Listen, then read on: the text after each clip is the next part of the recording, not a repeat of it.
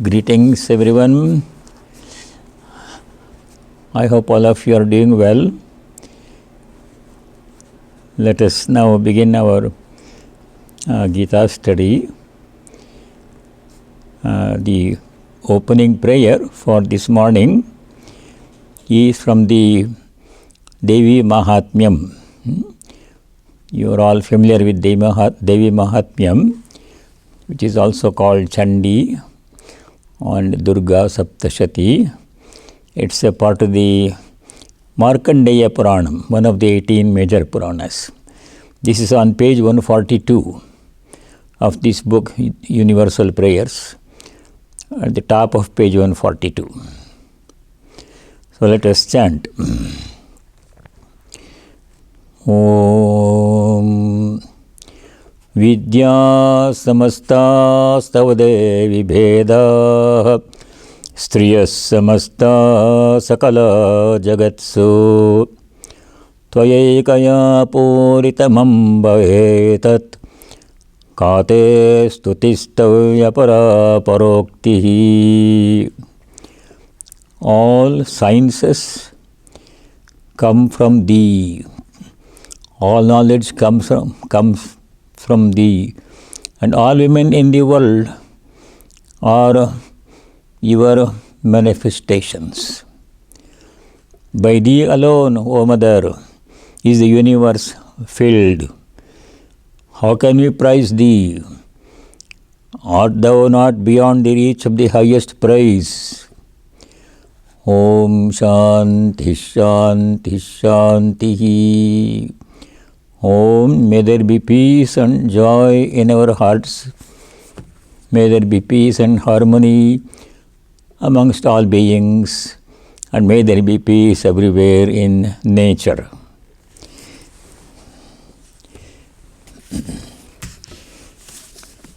So we go back to chapter 8.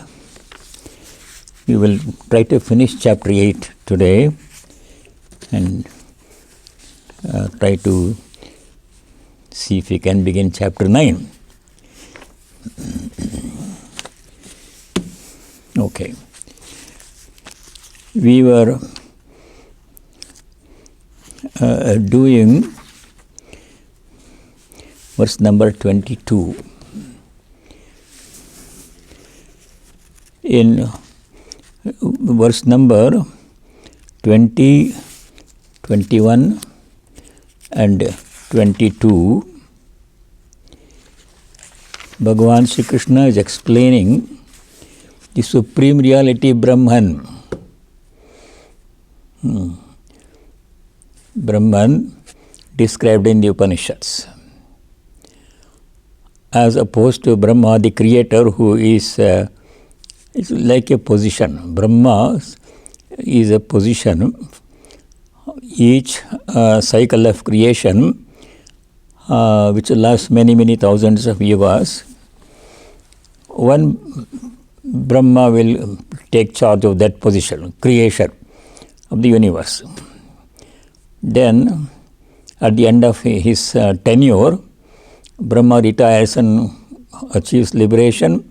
Another person takes that chair of Brahma. The other gods are also like that. Indra, they are all not permanent positions, they are temporary positions. They have a term limit. Like the presidency of the United States has a term limit of 4 years, or if re-elected 8 years. All these positions, Indra, etc., they are positions. They are limited in time.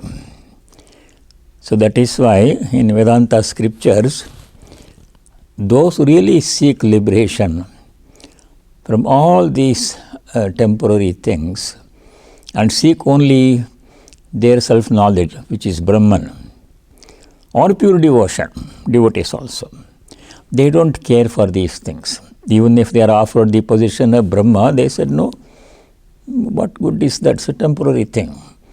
Not interested. That's the extent of Vairagya which one has to have. The expression, the term that often comes is Brahmadi Stamba Paryantam Vairagyam Vishayeshvanu. Brahmadi, from the position of Brahma the creator. Not Brahman supreme reality, that's different. Brahma the creator. Stamba Paryantam. Stamba means a blade of grass. From the highest to the lowest. If anything is offered, a seeker of liberation says, no, thank you. Brahmadi Stamba Paryantam Vishayeshu Vairagyam. So to cultivate, to create in us that Vairagya, the temporary nature of the whole creation is described here in this chapter. Because everything ends, finite in time, finite in duration. So then what? Again the same repetition of the same cycle. So that is why one must seek only the ultimate reality, nothing less. And that is being described in the verse number 3 verses 20, 21, 22. We did that one. So what Sri Krishna, Bhagavan Sri Krishna is doing in these 3 verses is answering the first question of Arjuna, which was raised by Arjuna at the beginning of this chapter.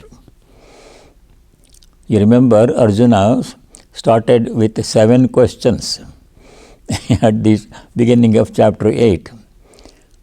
And Sri Krishna gave very short answers to 5 of those questions. Questions 2 to 6. Very short definitions. But Sri Krishna Bhagavan is explaining answers to the first and last question in great detail. That's much of the chapter. The first question was, Kim Tad Brahma? What is that ultimate reality, Brahman? That's what we are interested in. So the short answer was, Aksharam Brahma Paramam. Brahman is Akshara, is imperishable. Infinite, eternal, imperishable, no change, no beginning, no end. That we have seen before in the 2nd chapter, verse number 17 onwards.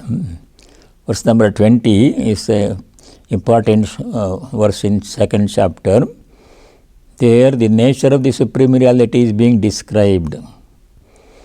Najayate Maryate va kadachit. Chapter 2 verse 20. Najayate Maryate va kadachit. Nayam bhutva bhavita va na bhuyaha. Ajaha nityaha shashvatah ayam puranaha. Nahanyate hanyamane sharire. In all the bodies, Sharira means all bodies, human bodies, animal bodies, plant bodies, nature bodies, sun, star, planets, everything. Sharire hanyamane, when all these bodies perish, Atmana hanyate, that supreme reality is not always there. No birth, ajaha, no death. Namriyat, najayate, namriyate. So that is how Brahman was described. Now that is being described again here in the 3 verses 20, 21, 22. We read this. I'll go over them very quickly because these are important verses. In the verse number 20, Parastasmat bhavodnyo avyakto avyaktat sanatanaha Yasya sarveshu bhuteshu nashyatsu na vinashyati.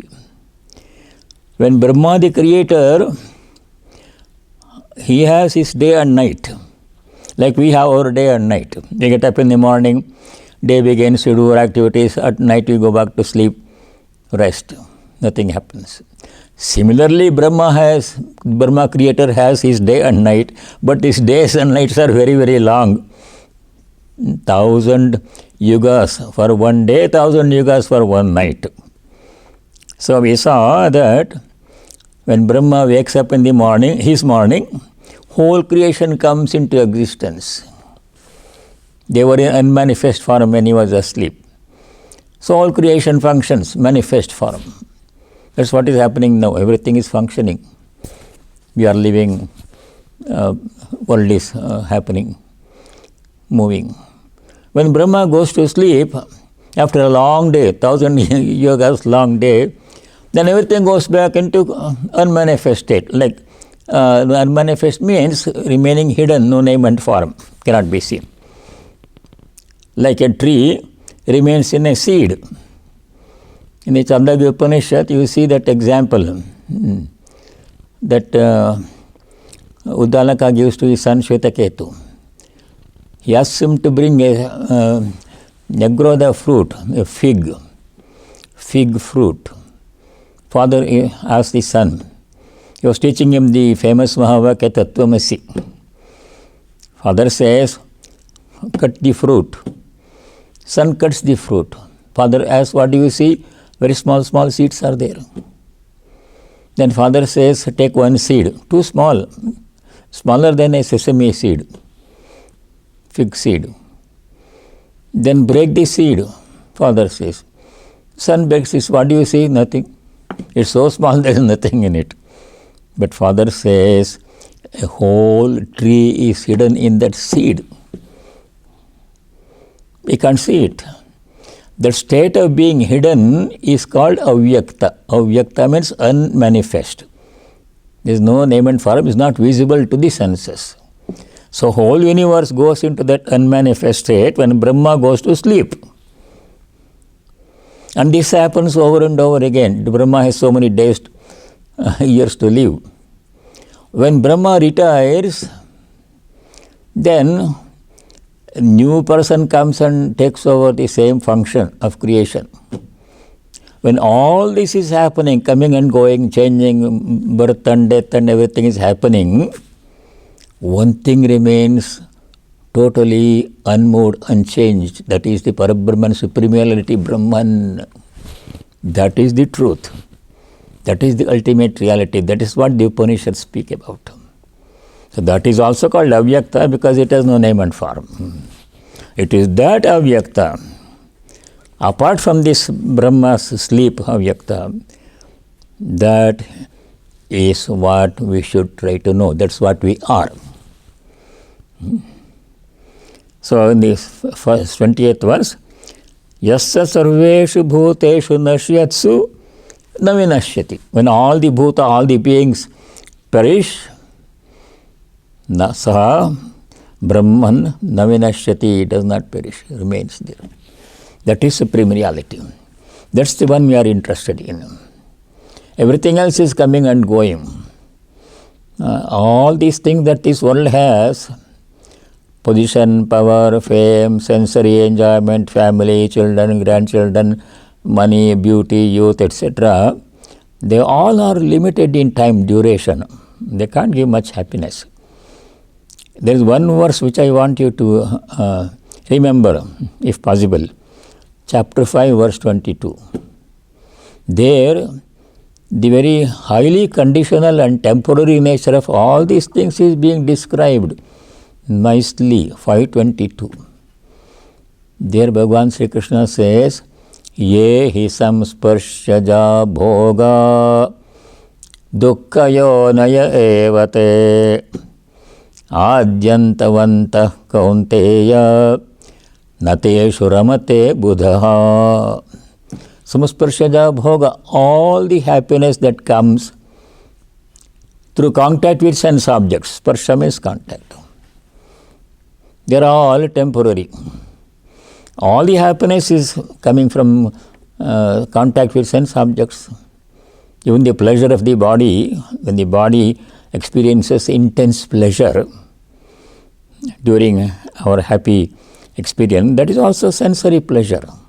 Sense organs, contact with sense objects, pleasure. So this is not true happiness, because they are adyantavantaha, they have beginning and an end for a short time only. Therefore, teshu buddha naramate. Therefore, Buddha means a buddhiman, a wise person does not take any delight in these sensory pleasures which are temporary, comes and they come and go. Adyantavantaha. And highly conditional. So, to make us understand that the description is given here. Even Brahma's position, who is responsible for creation, is also a temporary thing. So that's not what we should desire, aspire for. Brahman, the ultimate reality. And that is explained in 21-22. These are important verses, so I am going over them again. 21. Avyaktoksara ityuktastamāhuh paramām gatim yam prāpya nanivartante taddhāma paramam mama. Bhagavan says, paramām gatim avyaktaha akshara iti tam ahuh. That supreme reality, Brahman is avyakta, means unmanifest, no name and form, cannot be seen by sense organs. Just like the tree in the fig seed, you can't see it. It's so subtle, so sukshma. In the same way, supreme reality Brahman is everywhere, all pervading. He is the whole universe. The whole universe is Brahman itself. Upanishad says, Sarvam Kalagidam Brahma. Chandogya Upanishad says. But we cannot see it. We see the name and form, which are superimposed on that pure consciousness. Avyaktaha, akshara means imperishable. Kshara, akshara. They will come again in the 15th chapter. Kshara means something that perishes. Kshiyate. Akshara means imperishable. Everything else is perishable. Akshara iti uktaha, he is called Akshara. Avyakta, unmanifest, imperishable. That is supreme goal, paramām gatim. All other goals are not temporary goals, short-term goals. This is the higher. What is the goal of human life? To know the supreme reality and our oneness with it.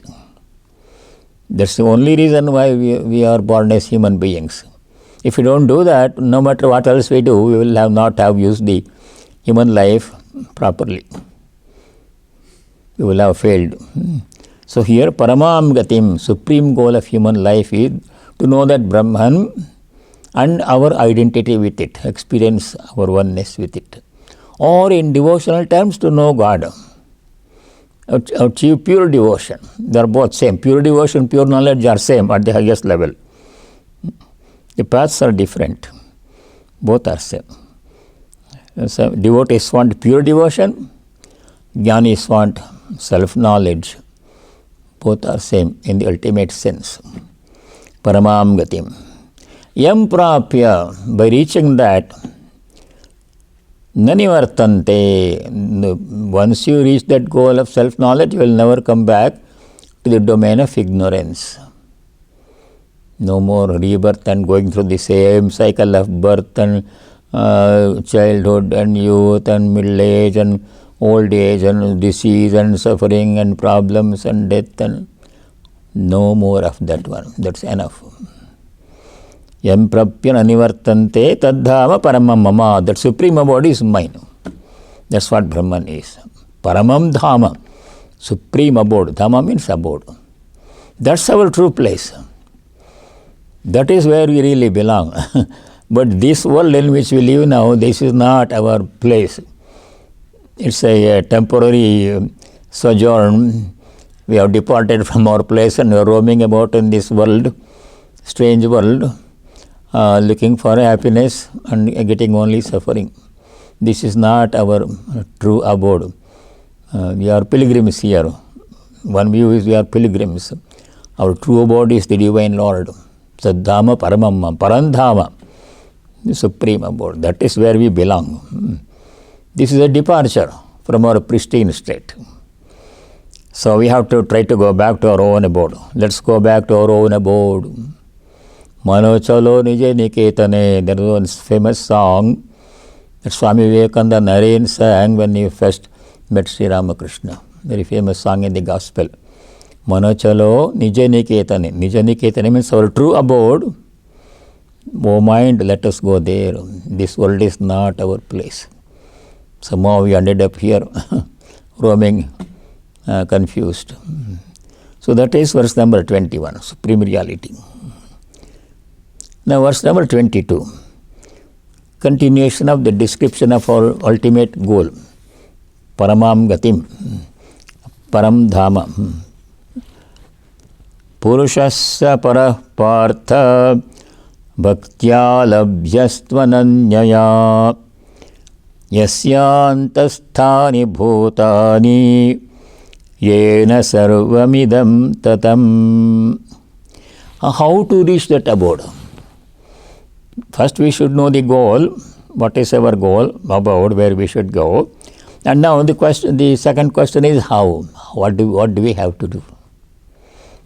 Several paths have been described. In the beginning of 3rd chapter, Sri Krishna said 2 paths are there. I think chapter 3, verse number 3.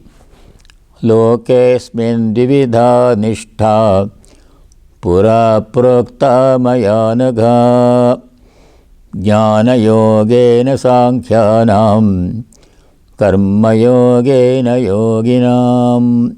Jnana yoga, karma yoga. 2 paths. And then later, now he is adding bhakti yoga. Jnana yoga is difficult. Jnana yoga requires us to negate that I am the body and the mind, world is unreal, I am Brahman. We should take that position. We can't do that one easily. Karma yoga is very practical, doable. Throughout Gita, Sri Krishna emphasizes karma yoga. Karma yogena yoginam.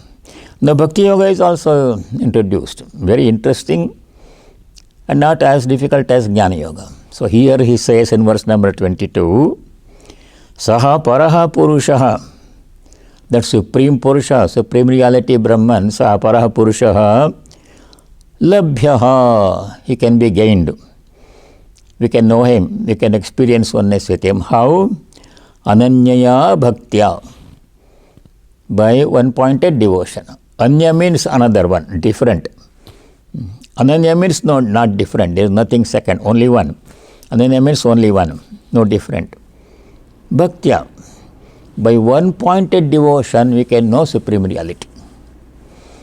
The path of knowledge is not the only path. Karma Yoga is also necessary, that also leads to the same goal. Bhakti Yoga also leads to knowledge of Brahman. That's what it says here. Saha Paraha Purushaha, that Supreme Purusha, Brahman, Ananyaya Bhaktya Labhyaha, can be reached by one-pointed devotion, unwavering devotion. Ananya Bhakti, Avyabhicharani Bhakti, Para Bhakti, Prema, all these are different terms to indicate pure devotion. Ananya Bhakti means one-pointed devotion, devoted only to God, not to anything else. God is the only thing I want. I don't want anything else. That one-pointed devotion is called Ananya Bhakti. If you want the world also and God also, that is also Bhakti, no doubt. That we studied in the 7th chapter. People worship God with different motivations. Some seeking relief from trouble, Artha. Some seeking knowledge, Jignasu. Some seeking something that they want, Artharthi. And Jnani not seeking anything. So people who seek something, either freedom from trouble or something that they want or knowledge, whatever they seek, if there is seeking something from God, then that is not supreme devotion. It is devotion, all right. We need that devotion. But we have to gradually stop the seeking part of it. Only God I want, nothing else. That is Ananya Bhakti, one-pointed devotion. Devoted only to God, nothing else. Yasya antasthani bhutani, that supreme reality in which all beings are included. Yasya antasthani bhutani, yena sarvamidam tatam, by whom the whole universe is pervaded. So Shankara gives an example how is pervasion, pervading whole universe. He says, Yena पुरुषेण सर्वम इदम जगत ततम व्याप्तम आकाशेनैव घटादि. It's the effect by the spirit. Spirit means supreme reality, Brahman, pure consciousness. By that, all this world is pervaded. Everything is covered. How? He gives an example. Just as effects like pot, etc. are by space. Now, space is here in this hall, and so many things are in this hall. Furniture, so many chairs and tables, and this lectern and kitchen, everything is there. This whole, all these things are pervaded, covered by space. Space is there. And outside the room also there is space. The building is also covered by space. In the same way, the whole universe is covered, pervaded by Paramatman, Supreme Reality, Brahman. Nothing is outside of it. That is the ultimate reality. Now, that is that end of the main part of this chapter. You are going to make a little change. Verse number 23, 24, 25, 26, 27. 23 to 27, those 5 verses, you are going to skip. Why? Because they are not relevant and they are not verifiable and not useful. That information not useful. I'll chant these 5 verses and read the translation. Then I will explain why these are not important. We don't have to study these things. 5 verses. So verse number 23. Yatra kale tvanavrittim avrittim chaiva yoginaha prayata yanti tam kalam vakshyami bharatarshabha. O Arjuna, Bharatarshabha, the bull among the Bharatas. Rishabha means bull. That means the strongest man among the Bharatas, Pandavas. O Arjuna, I shall describe the time departing in which yogis do not return. Yatra kale, at which time, prayataha, people who depart, yogis depart, anavrittim cha eva avrittim yanti. There are 2 paths. Bhagavan is saying to Arjuna, 2 paths are there for departure from this world. If you go by one path, you will have to come back. Avritti. If you go by another path, you don't have to come back. Nivritti. I will describe these 2 paths. That's all that verse number 23 says. If you follow one path, you will have to come back, rebirth. If you follow another path, you don't have to come back, no rebirth, you will merge in, you will achieve liberation. So far it is okay. Now 24, 25, 26. 24. Agnir jyotiraha shuklah shanmasa uttarayanam tatra prayata gachanti brahma vido jana. Agni, fire. Jyoti, light. Jyoti means light. Ahas means day. Shuklaha, the bright fortnight. In a month, bright fortnight when there is moon. Shanmasa uttarayanam, the 6 months when the sun goes to the northern part of the sky. Uttarayanam. Tatra prayata gachanti, Brahma gachanti. Those who die during this period, they Brahma gachanti, they reach Brahman. That means they don't have to come back. I'll explain the significance of these verses. Let me do verse number 25. Opposite, another path. By traveling in that, you have to come back. Dhumo ratristatha Krishna Shanmasa dakshinayanam Tatra chandramasam jyotiryogi prapya nivartate. Dhuma means smoke, Ratri means night, Tatha Krishna means dark fortnight, when moon cannot be seen at night. Shanmasa Dakshinayanam, the 6 months during which sun travels during the southern part of the sky. Tatra Chandramasam, passing away during the time marked by this, the yogin reaches the lunar light. Chandramasam Jyotir Yogi Prapya, he goes to the lunar light. Nivartate, comes back, rebirth. Now we'll do the 26. Shukla Krishne Gati Hyete Jagata Shashvate Mate Ekaya Yatyana Vrittim Anyaya Vartate Punaha. Shukla Krishne Gati Hyete. These two are, Shukla means the bright path, Krishna means the dark path. Jagata Shashvate Mate, they are understood to be eternal paths. They are understood to be eternal paths. By means of the first, Ekaya Yati Anavrittim. If you go through the bright path, there is no returning, no rebirth. Anyaya, if you go to the dark path, punaha avartate, we will have to come back. Verse number 27. Naite sruti partha janan yogi muhyati kaschana tasmat sarveshu kaleshu yoga yukto bhavarjuna.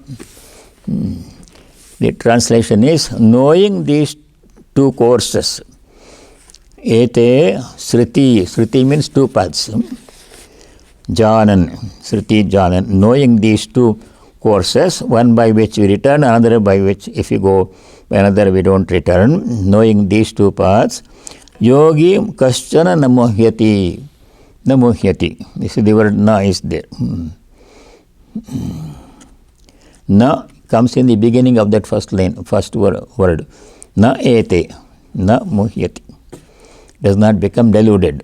If you know the two paths, the path by which if we go we will return, the path by which if we go we don't return. If you know the distinction, then we will not be confused.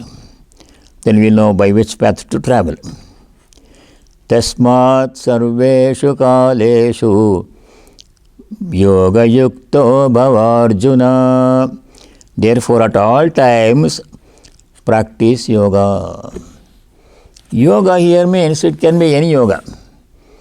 It can be Jnana Yoga, I am Brahman, world is unreal, waking state is also unreal, like a dream yoga.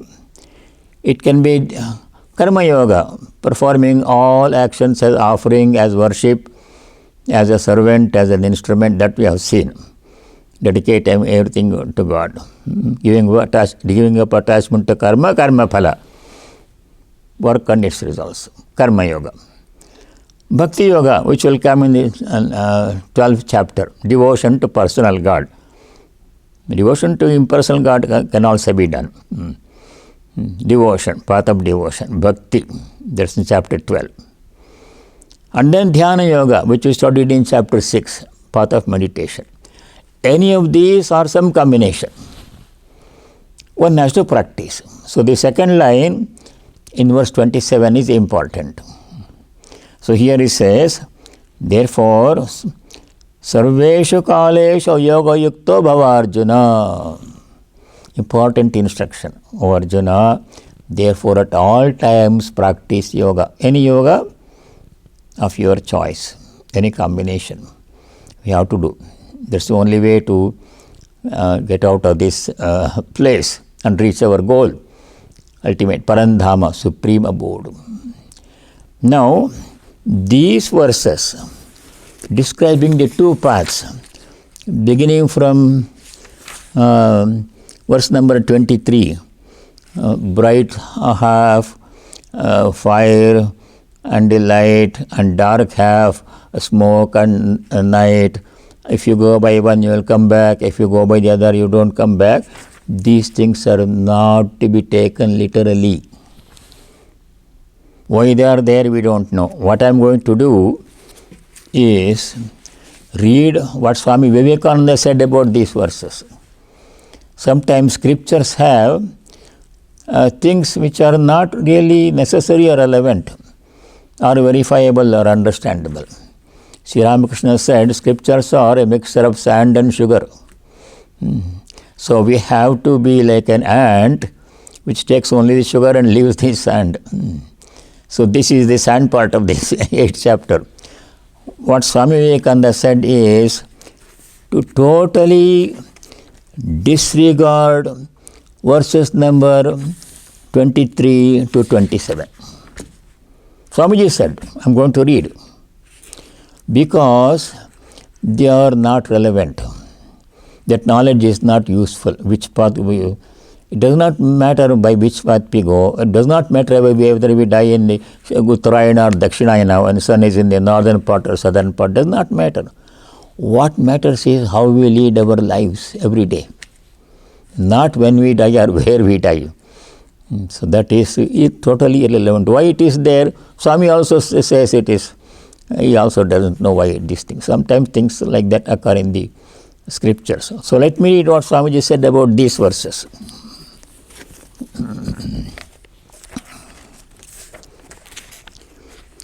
When Swami Vivekananda dealt with this subject in a lecture abroad, he made this observation. Now, quotation, Swamiji's words. I don't know what all these mean. All this means bright path, dark path, Agni, Jyoti, fire and smoke, northern half, southern half. He says, I don't know what all these mean. Everybody says something or other or the other. Since it is there, I am presenting it to you. I can't make head or tail of it. Swamiji is saying, I can't make head or tail of it. Sometimes scriptures contain these things. Everything that is there is not to be taken in. You have to be careful. When reading scripture, we have to know how to interpret, which one to accept, which one to not, which is not applicable to us.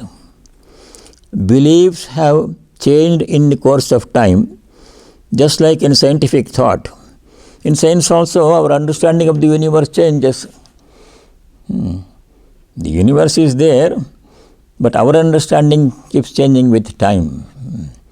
That's in science. So same thing here. Just like in scientific thought, when you know some aspects of nature, you follow some particular method. When you know more of that nature and probe to a deeper level, our approach changes. In philosophy, it is just the same. So when the Upanishads came, they retained some of the old ideas, but they had something more important to give to humanity. That is rational, that you can discuss, that you can experience also. These other things cannot be experienced. Bright night, southern part, northern part, light and darkness, and they cannot be experienced. We don't know how true they are not verifiable. Nobody can say, let me die, go by that path and come back and tell what happened. You cannot do that. So this is not meant for verification. But in the Upanishads, the profound truths are those that are meant to be verified in life, verifiable and verified. Over and over again, by numerous sages, Upanishads contain the ultimate, eternal, universal truth. Other scriptures sometimes contain things which are of a temporary nature or not applicable to everyone at all times. You cannot check them up. Try to find out where it is false. You are free to falsify it according to one of the writers on the methods of science. You can say that in this method of the real teaching of the Vedanta, you can verify it, you can falsify it if you can, but it is a challenge to everyone.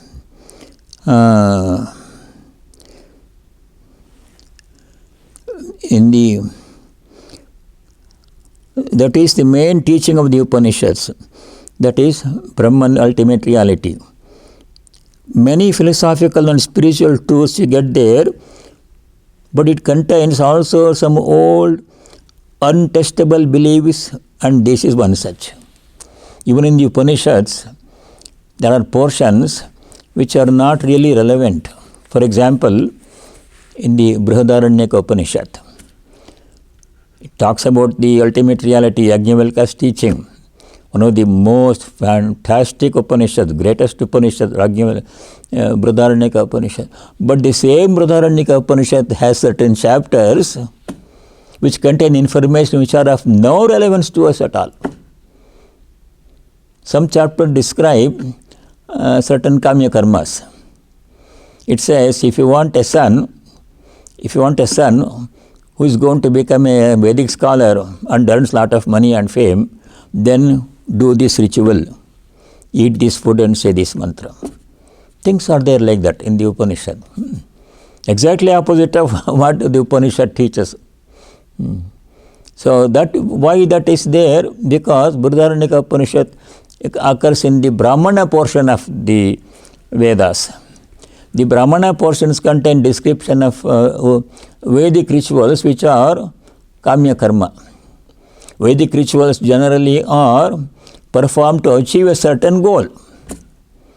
Vedic yajnas, etc. are done to have a long life, to go to heaven, to have children and grandchildren, to acquire wealth, and to acquire a good family life, and to conquer the enemies. These are the reasons why some Vedic rituals are done. Those are described in the Brahmana portion, and Brihadaranyaka Upanishad occurs in the Brahmana portion that also contains this, which are of no significant relevance to us at all. So this is one such, Swamiji says. And this is one such. Even something about sacrifices you will find in the Brihadaranyaka Upanishad. But that's only in the beginning. When the Upanishad proceeds, its own truths begin to come out. That is pure spirituality, the infinite nature of men and women, our oneness with all. Every soul is potentially divine. We are infinite beings. Body, mind are perishable. We are that Supreme Atman, infinite, eternal one. That's the message of the Upanishad. These other things, bright half, northern half, we have to disregard completely. They have no relevance to us. We can realize this truth, not in a future life, not in a heaven far away, but here and now. Iha eva, here alone. Gita says, iha eva in some places. Here and now, not in some future life. When these two parts of jnana and bhakti were formulated, these northern and southern parts lost their attraction and relevance. So later, this knowledge, northern part, southern part, fire and smoke, is all replaced, superseded by the path of knowledge and bhakti, jnana and bhakti.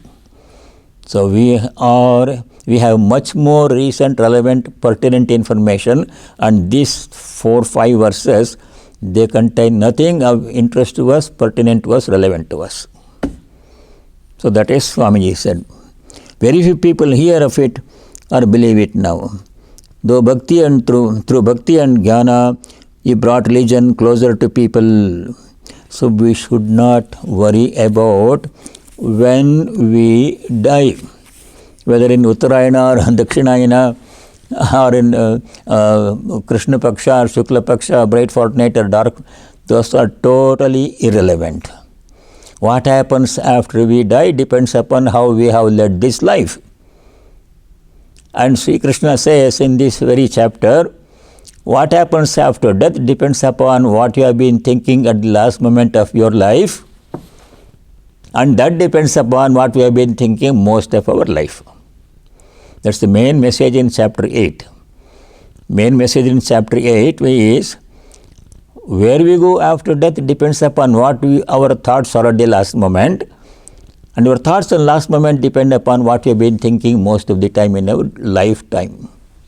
Therefore, Sri Krishna says, Tasmat sarveshu kaleshu mamanusmara yudhyacha. Therefore, at all times. Verse number 7.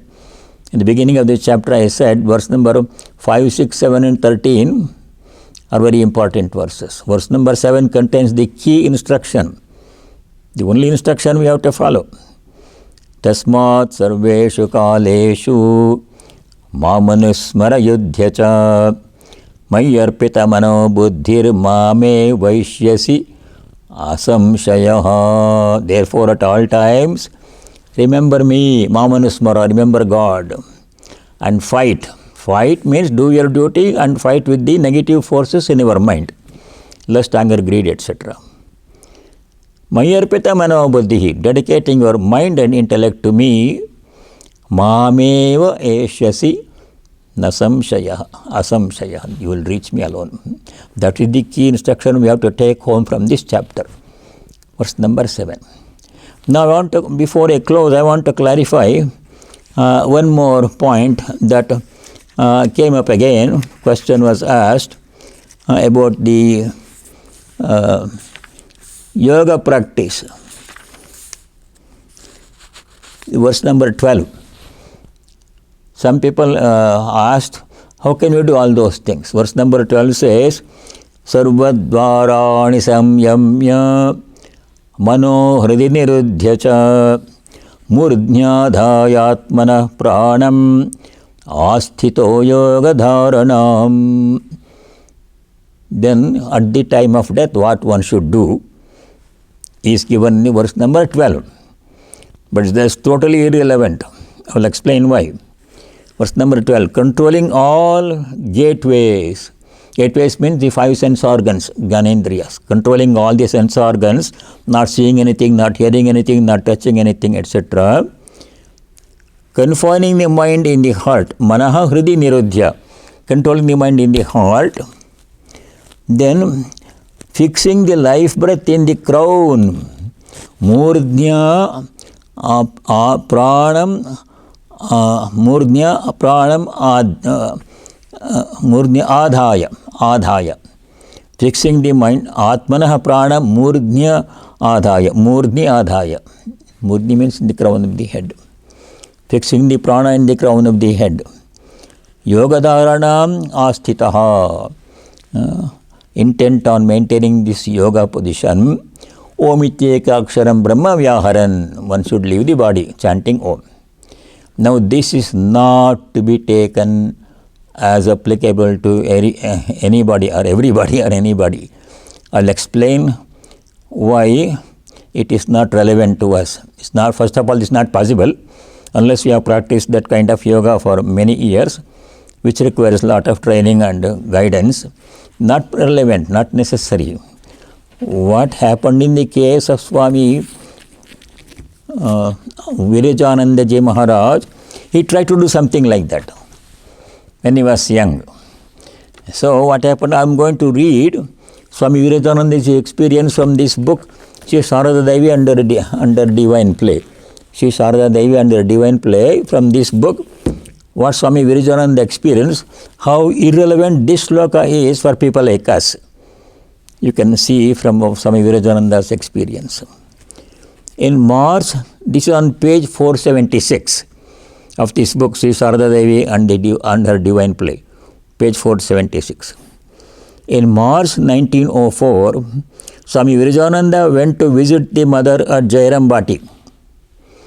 He had not seen her for a couple of years, and his health had broken down from practicing too much austerity. When Holy Mother saw his sickly body, she shuddered. Realizing that it was not a physical illness, she asked, "Where do you meditate, in the heart or in the Sahasrara?"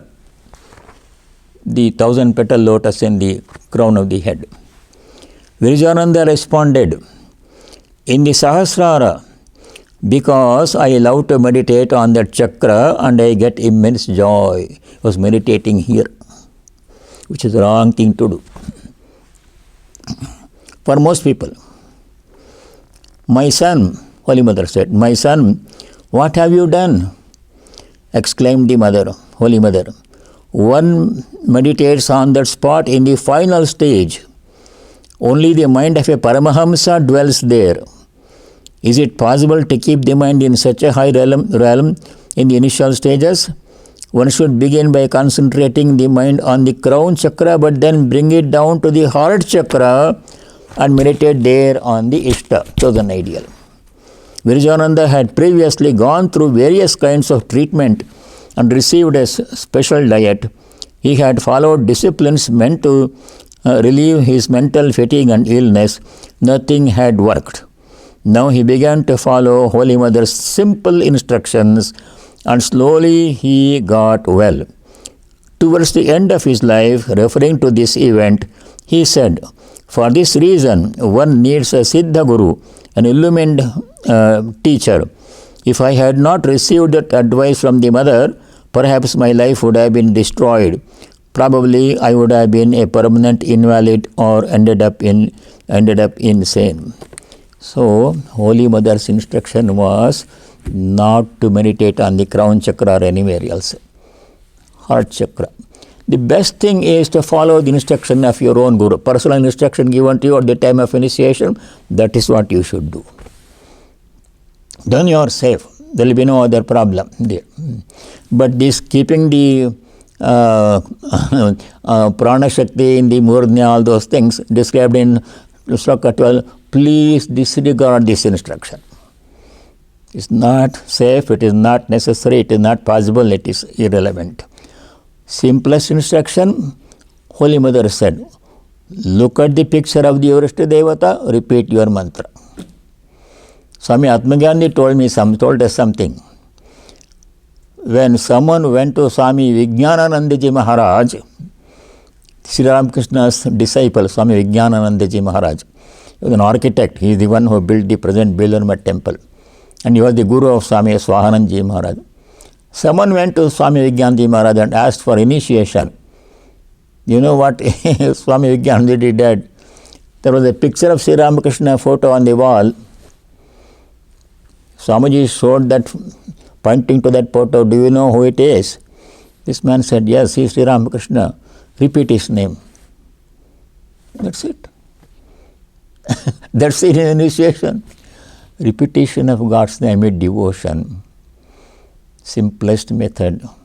All this crown chakra and all the prana shakti, please, not for us. Why it is there, like the others. So we will conclude here for today. There are a few verses in chapter 8 which I like to go over, 3 or 4 verses only, and we shall do that next time, and we will start chapter number 9. And if you have any questions about any of these shlokas that we did today, or any shloka in chapter 8, please let me know, and I shall try to answer them as much as I can, as well as I can. So let me say the concluding prayer. There is one more shloka remaining in chapter 8. I wanted to finish it, but we shall do it next time. Last shloka is shloka number 28 is remaining. We will do that next time and begin chapter number 9. So let me say the concluding prayer. Om sarve bhavantu sukhinah, sarve santu niramayah, sarve bhadrani pashyantu, ma kaschid dukkha bhag bhavet. Om shanti shanti shanti. Om. May all be happy, may all be free from diseases and other problems. May all realize and practice what is noble, auspicious and dharmic. May there be harmony amongst all the beings, no ill will, no hatred, no negative feeling among all the beings. May everyone be happy and no one be subject to misery. Om Shanti Shanti Shanti. Om Adhyatmika Shanti, peace in our hearts, Adi Bhautika Shanti, peace and harmony amongst all beings. Adi Daivika Shanti, peace in nature. Harihi Om Tat Sat. Sarvam Sri Ramakrishna Arpanamastu. Thank you all and stay well, and we shall see